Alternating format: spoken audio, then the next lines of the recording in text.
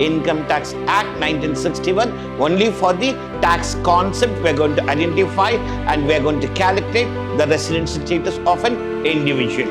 If I stay for 730 days in my 7 preceding previous year, so I have satisfied the first condition. If I satisfy both the basic condition and both the additional condition, then I am a resident. If a person doesn't satisfy the basic condition, he is called non-resident.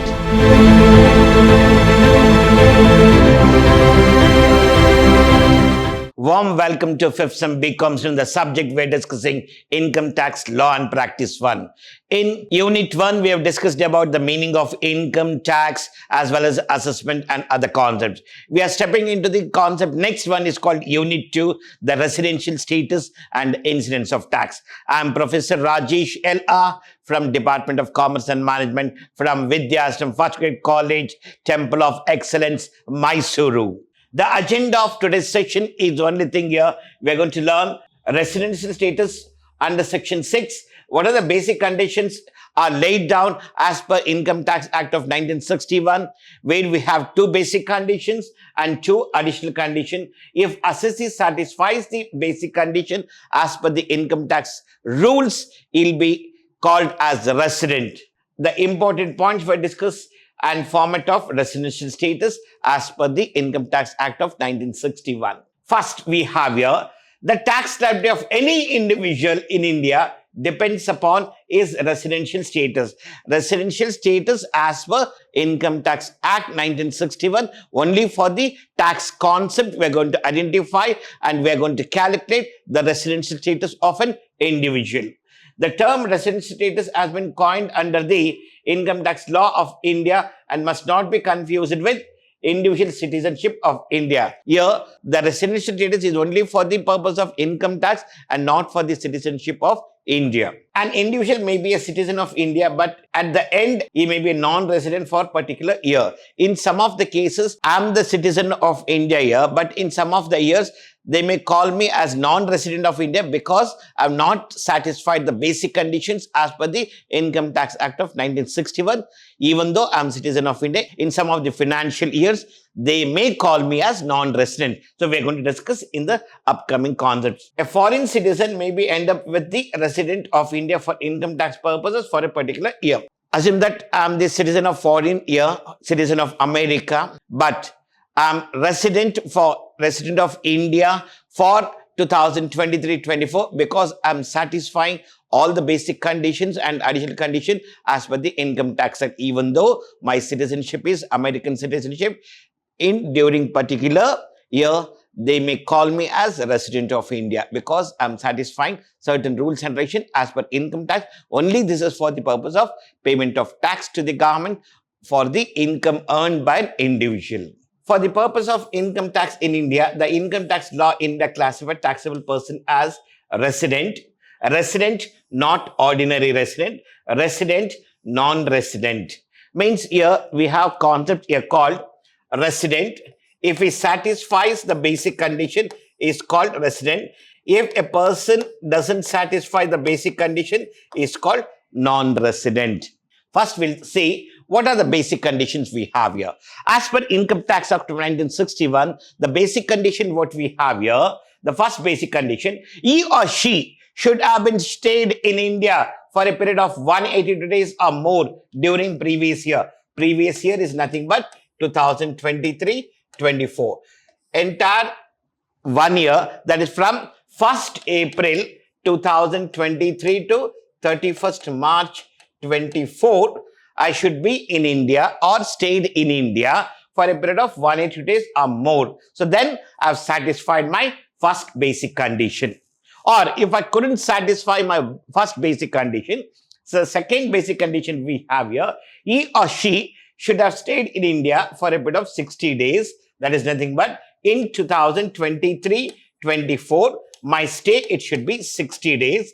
And means including this 4 preceding previous year, that is nothing but 22, 23, 21, 22, 20, 21, 19, 20.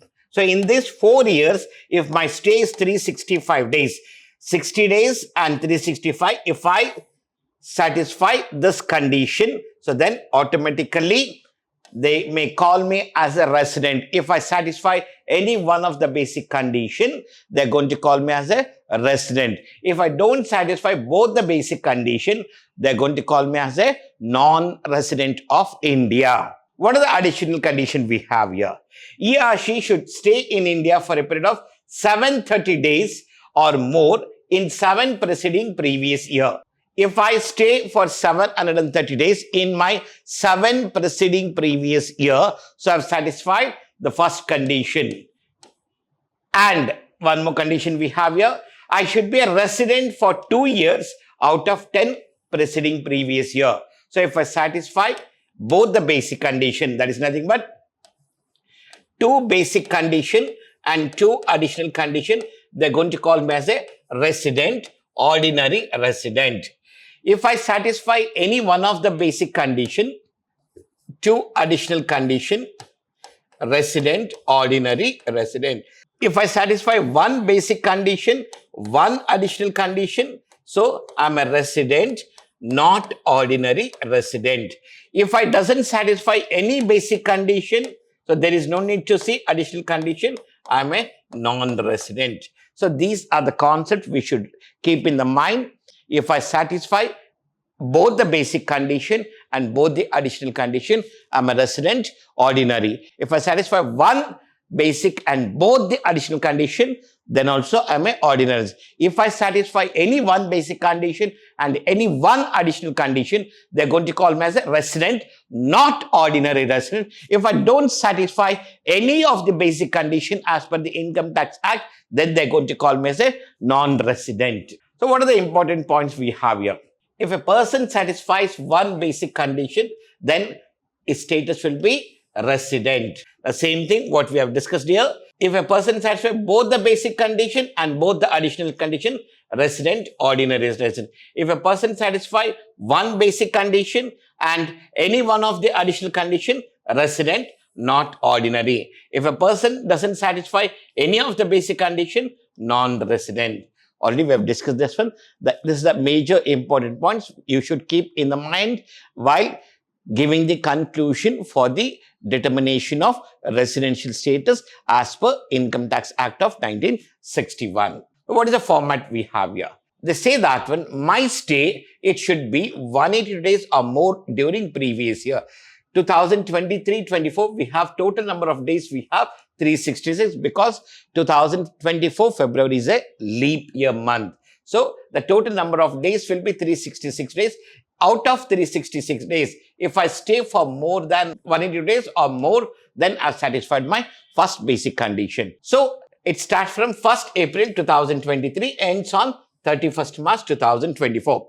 In the month of April, we have 30 days, May 31, June 30, July 31, August 31, September 30.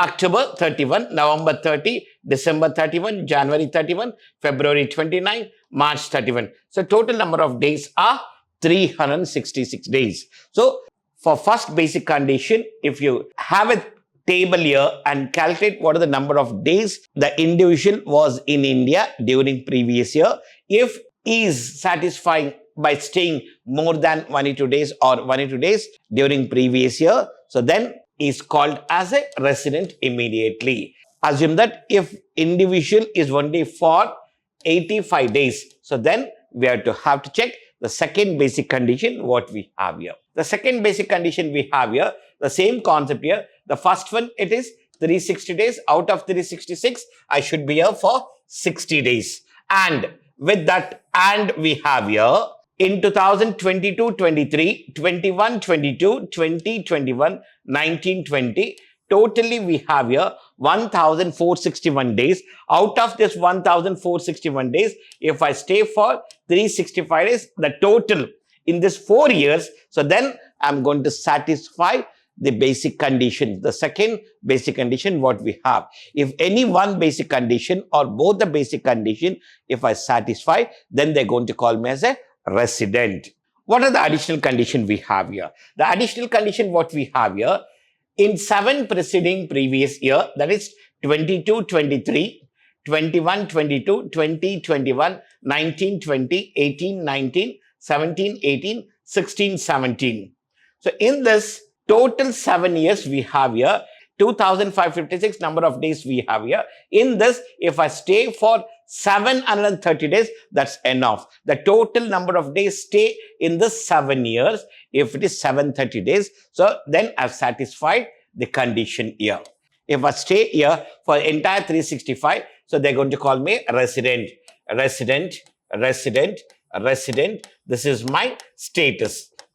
So all the 7 years, my residential status is resident only. What is the next we have here?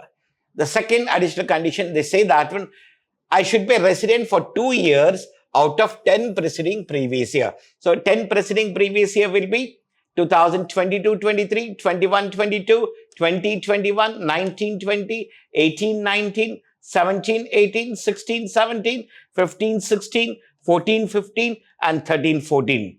So here, 365, 2019-20 is a leap year and 2015-16 is a leap year. So 366 days we have to write. So if I satisfy the basic condition by staying here, 365, yes, yes, yes, yes, yes, yes. If I satisfy the basic condition, automatically my status will be a resident.